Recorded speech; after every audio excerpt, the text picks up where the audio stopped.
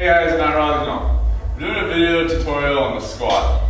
Squat is one of the best exercises, in my opinion. I like to use it with all my clients on all different types, whether it be front squat, goblet squat, and the back squat. Now the back squat is what we're going to be talking about today, and I like to break it down step by step, from the setup to the descent and then back up. Obviously, the first thing you do is the setup, so I think that is the most important thing. Without a proper setup, we're not putting ourselves in the best position. So the first thing I would do is tell the client is get your hand width. Everybody's hand width is going to be a little bit different, so just to determine on you, on your shoulder mobility, and where you feel comfortable. If you have rings on your bar, for me, I keep my pinkies right inside my rings. I feel comfortable there, and I'm still able to get good enough back tightness. So from there, got my hand position. Make sure I'm centered under the bar with my chest. From there, I pull myself underneath. Now, where your bar sits and my bar sits might be a little different. Some people might like high bar, some might like low bar. You're going to do what's comfortable for you and why you're training the squat. Today I'm going to go over the high bar just because it's the most basic and it's the most used. So, okay, I have my high bar position. I grab the bar. From there, I'm going to take my feet, screw them into the ground. Big toe, little toe, heel. Create some tension in my hips, right? And from there, try to squeeze that bar as hard as I can, pulling my elbows down. We want to create that tension in our upper back and our hands to alleviate some of the weight pulling the bar off the rack. It's going to make the bar feel lighter, and it's not going to want to weigh us down and pull us forward as much. So, it looks something like this.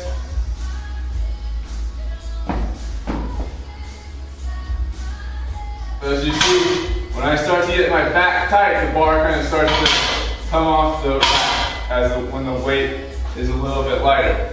Now, next thing is the lift, getting it off the rack. I like to tell people to just stand up and then 1, 2, back. 2 small steps, and then find your third one is just finding your width. Now everybody's width stance is going to be a little bit different. Some people might like it a little bit wider, some might like it a little bit narrower. It's going to be what's comfortable for you. Somewhere in between, a little bit outside shoulder width, probably going to be best for most, but that's going to be for you to play with and figure out. So let's go back over to the walkout. Hand position, back, feet, pull the bar into 1, 2, find that third. Okay, from here, I'm resetting. So, screw my feet into the ground, squeeze my glutes, get air, brace, back tight, okay? We want to create as much tension as we can from the get-go, or before we descend. This way is going to put us in the most stable position, the most efficient position, and the safest. So, the more air we get, the more tension we can create 360 degrees, the better we're going to be, the safer we're going to be, and we're going to be stronger. So, I'm going to go over that again before I start and show you the descent.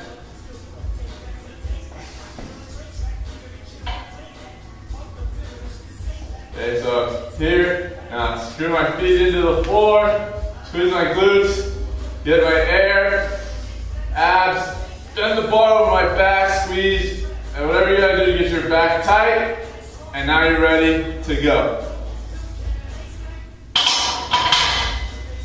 Now, people like to do different things with the descent. Some people say break at your knees, some say break your hips.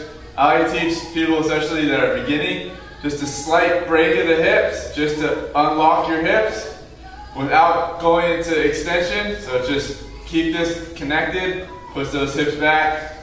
From there, feel like your hips are in a good loaded position, you're ready to go. So from there,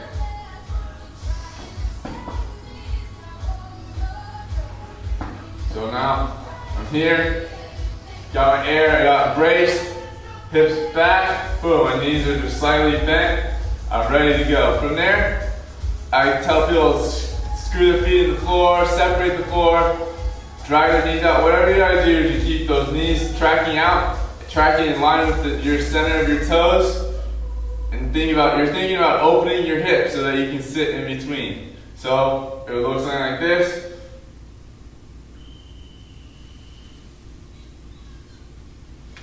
Okay. When you think about your knees, you want to think about them going out a little bit so that you have somewhere for your hips to go. And if you try to sit straight over your knees, you're going to fall forward. Your hips you're not going to go as low as possible, and you're not going to put yourself in the most efficient possible because you're going to be bending forward rather than staying as upright as you can. So a couple cues when on the descent.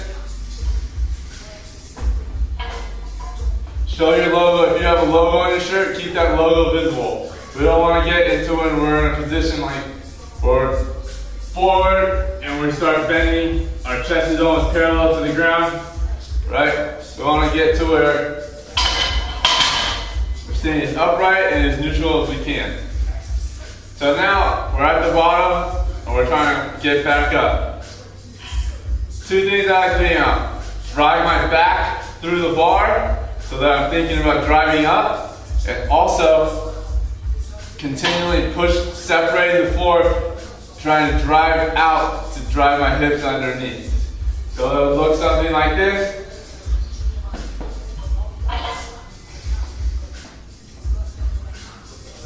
Tight, ready. Boom. From here, I'm driving out, driving back, my back to the floor, boom. And then I finish with my hips. Remember, our glutes are strongest, so we really, as soon as we can get our hips under us and squeeze those glutes, the easier it is to lock out the weight. So again,